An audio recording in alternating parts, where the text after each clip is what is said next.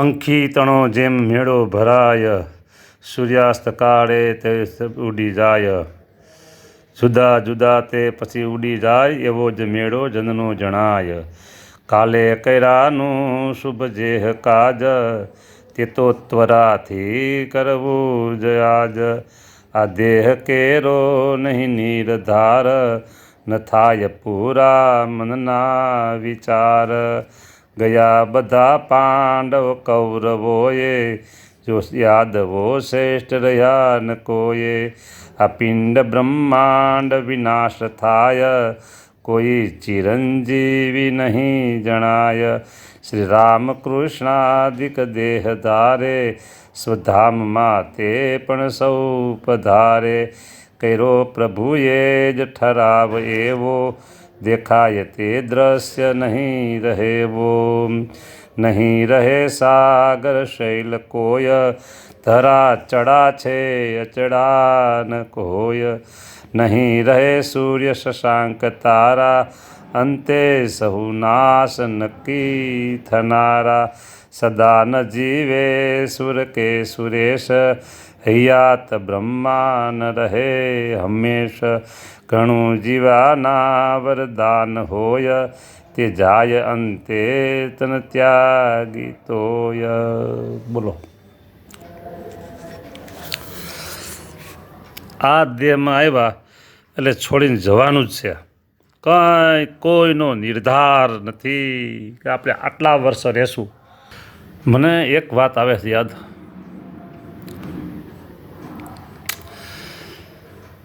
આમાં વાત આવીને એના અનુસંધાને કરું તમને વાત. તો મને એવું રહે છે કે ભગવાને મને જે જ્ઞાન આપ્યું છે,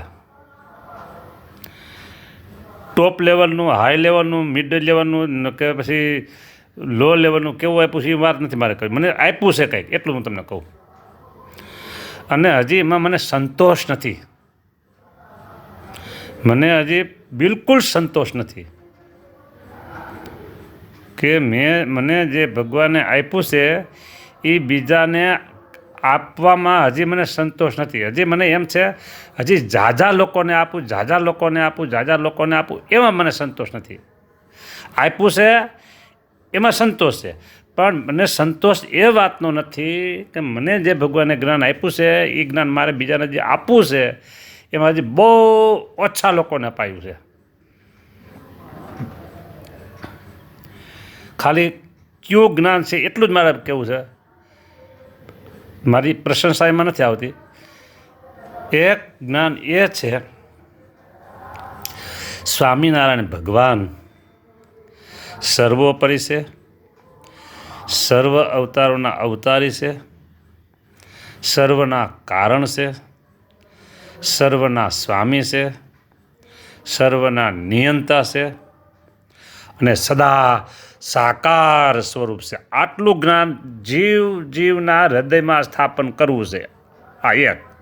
બીજું જ્ઞાન, દેહ છતાં અનાદિ મુક્તની સ્થિતિ કેળવાય છે, પ્રાપ્ત થાય છે. અનાદિ મુક્તની સ્થિતિ એટલે જે કોઈ આપણા યોગમાં આવે એને આ બે જ્ઞાન એના જીવમાં સ્થાપન કરીને દ્રઢ કરવા. હું કાંઈ નથી, હું મહારાજની મૂર્તિમાં છું, હું અનાદિ મુક્ત છું. મહારાજે મને મુક્ત કરીને પોતાની મૂર્તિમાં રાખ્યો છે. હવે મને મૂર્તિમાં રાખી દીધો છે એટલે મારાથી તો કાંઈ થાય નહીં. પાપડ ન ભાંગે. એક નાની સુકાઈ ગયેલી સળી એને બે કટકા મારાથી ન થાય. હવે તમામ ક્રિયાના કરનારા ભગવાન સ્વામિનારાયણ બની ગયા. આવું જે જ્ઞાન છે ને એ જીવના હૃદયમાં સ્થાપન કરવું છે. હા, જન જન પ્રત્યે. આને કહેવાય ઉત્તમમાં ઉત્તમ, શ્રેષ્ઠમાં શ્રેષ્ઠ પરોપકાર. આ જ્ઞાન સ્થાપન કરવા માટે ઘણું બધું જોઈ અને હું હર હંમેશ જાહેરમાં અને એકાંત એટલે એકલા હોય તોય કોઈ ઘણી વાર બોલ્યો છું કે મારે 108 પૂરા કરવા જ છે. પછી 109 થાય 10 થાય એનો કાંઈ નિર્ણય નહીં. સક્ષમ રીતે, સારી રીતે, મરતા મરતા નહીં, સત્સંગની સેવા કરતા કરતા. અત્યારે 64 અને માથે 25 દિવસ થયા છે. બરાબર. પણ હજી આ જ્ઞાન આપવામાં મને પૂરો સંતોષ નથી. એટલે જ્ઞાન ઝાઝા લોકોને આપવું છે. ભગવાન આપ્યું છે તો આપણે આપવાનું બસ. આ જ્ઞાન કેળવવા માટે મેં કોઈ ટ્યુશન ક્લાસ કર્યા નથી. મેં બીજો કોઈ પ્રયત્ન કર્યો નથી. આ જ્ઞાન એક સદગુરુ પ્રેરિત છે અને બીજું ઈશ્વર પ્રેરિત છે. તો બીજાને આપવામાં કંજુસાઈ શા માટે કરવી આપણે? આમાં એમ કે લાંબા વિચારો મનુષ્યો કરે છે. એટલે અમારો પણ એવો જ વિચાર છે કે 100 આયુષનો કોઈ નિર્ધાર નથી, છતાં અમે એમ કહીશી કે આપણે તો 108 પૂરા કરવા છે. ત્યાં સુધી જો સેવા જ કરવી છે. પછી મારે કે કાંઈ નહીં, હવે ખાલી દર્શન આપો, સેવા નહીં. ભલે 9 થાય 10 થાય, પણ પરાધીન નહીં, બિલકુલ પરાધીન નહીં, દવા ઉપર નહીં. દવા ઉપર બિલકુલ નહીં. આવી રીતે 108 પૂરા કરવા છે. અને ઝાઝા લોકોને આ જ્ઞાન આપવું છે. તો ઝાઝા લોકોને આપવું હોય તો એના માટે તો પછી કંઈક ઘણું બધું કરવું પડે. વિશ્વ લેવલની એક જબ્બર સંસ્થા કરવી પડે.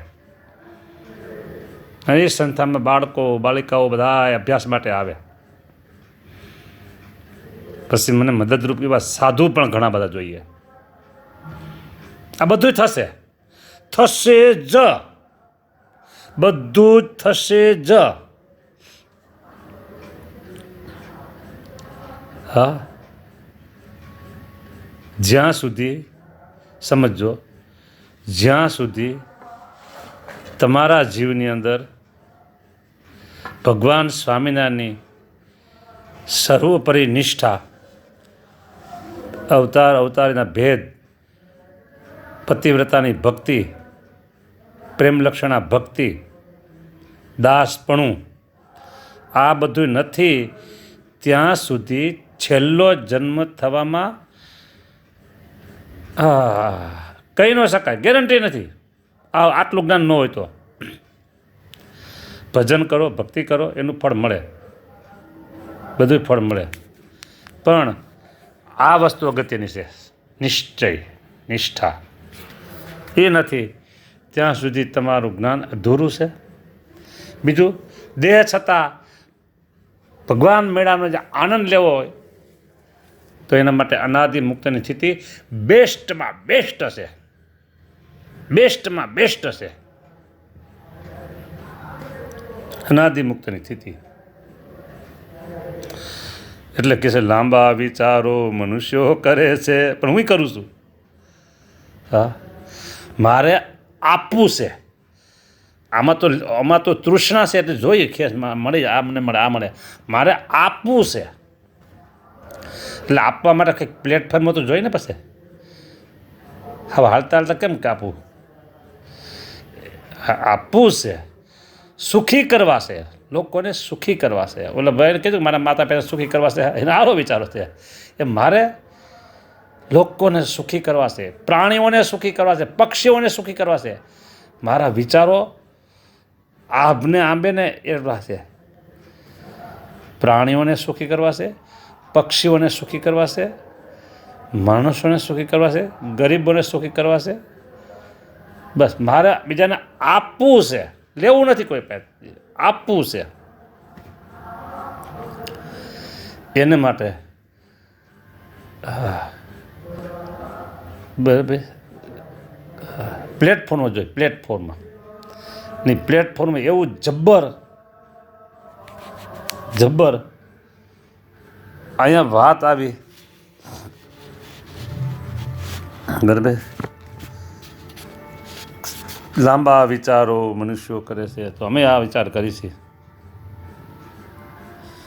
બધાને વહી જવું છે, પણ જીવાત્માનો છેલ્લો જન્મ થાય અને એને જન્મ મરણના ફેરા ટળી જાય અને શાશ્વત શાંતિ અને શાશ્વત સુખ મળે ને એવા વિચારો છે. શાશ્વત શાંતિઓ લાંબા વિચારોથી શાશ્વત લાંબો અનલિમિટેડ ટાઈમ અક્ષરધામમાં પહોંચે અને મહારાજની મૂર્તિના સુખને પામે, એટલે મૂર્તિમાં રોમ રોમ રસબસ રહે મુમુક્ષુ મુક્ત. આવો વિચાર છે. અને જે ભગવાને આપ્યું છે એ મારે આપવું છે, બસ બીજાને આપવું છે. પછી સાંભળજો, હવે વાત કરું છું, કદાચ ને ભગવાન ન આપે ને કાલ લઈ જાય તોય કાંઈ વાંધો નથી. આવો હું ક્યારેય બોલતો નથી. કદાચ ને ભગવાન ન આપે અને પછી આપણે હવે કાંઈ બીજું બધું માંડી વાળી અને ભજનમાં બેસી જવું છે, હવે બધું આ મૂકો બધી પરો જણે. ને આવો વિચાર મને ક્યારેય આવતો જ નથી, ક્યારેય આવતો નથી. એ બોલવું નહીં, એ બીજા વિચાર જ નથી આવતો. બસ બીજાને સુખી કરવા છે, સુખી કરવા છે, સુખી કરવા. સુખી એટલે એને જન્મ મરણના ફેરા ટળી જાય, જન્મ અને મરણના ફેરા ટળી જાય, આત્યંતિક કલ્યાણને પામી જાય. આ વિચારો જે છે, જો આ આત્યંતિક કલ્યાણને પામી જાય આવા વિચારો જે છે. અનાદિ મુક્તની સ્થિતિ જ્યાં સુધી નથી થઈ, ત્યાં સુધી છેલ્લો જન્મ હજી નથી થયો, છેલ્લો જન્મ ન થાય ત્યાં સુધી માણસને સાચું સુખ અને સાચી શાંતિ એ મળવા બહુ દુર્લભ છે. છેલ્લો જન્મ થાય ત્યારે જ એને શાંતિ અને સુખ મળે. એટલે આ બાબતમાં આ સેવકને અસંતોષ છે. હા, પણ મારે કંઈક જોઈશે, મળ્યું નથી, હજી વધારે મળે એવો અસંતોષ, જે તૃષ્ણા વાસના, એવો અસંતોષ નથી. આ અસંતોષથી બીજા જીવનું ભલું થાય છે, બીજા જીવનું સારું થાય છે, બીજાને સુખ મળે છે. એટલે એ વાતમાં ક્યારેય સંતોષ રખાય નહીં. જેને કહેવાય અભયદાન. ઝાઝા લોકોને અભયદાન આપવું છે. અભયદાન જેની માથે જન્મ અને મરણ, જન્મ અને મૃત્યુ હોય ત્યાં સુધી અભય નથી બનતો. હા, ને જન્મ અને મૃત્યુ તો જેને આત્યંતિક કલ્યાણ ન થાય ત્યાં સુધી એની માથે જન્મ અને મૃત્યુ છે, જન્મ અને મૃત્યુ છે.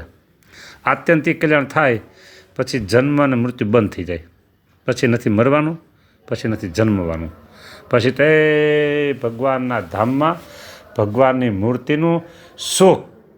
હા, લોકો અત્યારે કે લોંગ લાઈફ. હા, આ એવું છે, શાશ્વત એટલે પરમેનન્ટ થઈ ગયું. હા, એટલે આવા વિચારો આ સેવકને રહેશે. એ તમને કીધું મેં પહેલાં તમને કીધું મારે બહુ અસંતોષ છે. એટલે અસંતોષ એટલે આ લોકનો એમાં કોઈ ગંધ નથી. જીવાત્માને મુમુક્ષુને ભગવાનમાં જોડવા માટેની વાત છે. એટલે એ બાબતનો અસંતોષ હતો. ભગવાન સ્વામિનારાયણ સત્ય સંકલ્પ છે અને દરેકના સત્ય સંકલ્પ પૂરા થાય, સત્સંકલ્પ પૂરા થાય છે. આ ભગવાનનું કાર્ય છે અને ભગવાન પોતે પૂરું કરશે. ભગવાનનું કામ છે એ ભગવાન પોતે પૂરું કરશે. એટલે બાકી આ લોકની જે વાસના, આ લોકના જે વિષય, એમાંથી તૃપ્ત થવાનું, એમાં લાંબા વિચારો નહીં કરવાના. ક્યારેક કાળ આવે અને જે ગામડામાં એમાં ખેતરોમાં તેતર પક્ષી હોય, પક્ષી હોય તેતર, અને એ દેખાય અને આકાશમાં બાજ પક્ષી ઉડતું હોય, બાજ તેતરને દેખે એટલે વિમાનની ગતિ ઉપરથી બાજ નીચે આવે, વિમાનની ગતિથી વધારે સ્પીડમાં આવે, આવીને ફાટવાનું તેતરને પકડી એના ઉપર વહી જાય. તેતર ઉપર બાજ જળુંબે એમ કહેવાય. બિલ્લી ઉપર ઉંદર ઉપર બિલ્લી, ઉંદર ઉપર બિલાડી, એ ઝડપે એનો ખેપ ખાલી ન જાય. એનો જે હુમલો કરે એ ખાલી ન જાય, પકડી લે. બિલાડી ઉંદરને પકડી લે, બાજ પક્ષી તેતરને પકડી લે, એવી જ રીતે કાળ એ દરેકને પકડી લે છે. મેં તમને હમણાં થોડીક વાર પહેલાં 2 દસ્તા દીધા. એક મોરબી ઝૂલતા પુલમાં કેટલાને કાળ ભરખી ગયો, અને બીજો અમદાવાદ ઇસ્કોન બ્રિજ ઉપર કેવી રીતે કાળ જો. આવી રીતે કાળ આપણને ઉપાડી જાય તે પહેલાં આપણે ભગવાન ભજી લેવા છે, ભગવાન ભજી લેવા છે, ભગવાન ભજી લેવા છે. અને ભગવાનના સાધુમાં એવું યાદ કરવું, એવું યાદ કરવું, એવું યાદ કરવું. તમને એક દષ્ટાંત કથા હવે પૂરી કરી દઉં. સમજો, તમે તમારા ધંધા રોજગાર કારખાને ગમે ત્યાં છો, અને ઘરેથી ફોન આવે કે છોકરો બીમાર પડ્યો છે, તાત્કાલિક દવાખાને લઈ જવો પડે એમ છે, તો ગાડી લઈને જલ્દી આવો. હજી ફોન મૂકો ને ત્યાં મંદિરેથી સંતનો ફોન આવે કે ફલાણા સ્વામીને ફલાણી જગ્યાએ પધરાણીમાં કે કોઈ પણ જગ્યાએ જવાનું છે, માટે ગાડી લઈને જલ્દી આવો. એક બાજુથી ઘરેથી ફોન આવ્યો, એક બાજુ સંતનો ફોન આવ્યો. પહેલું કામ કયું કરો તમે કયો?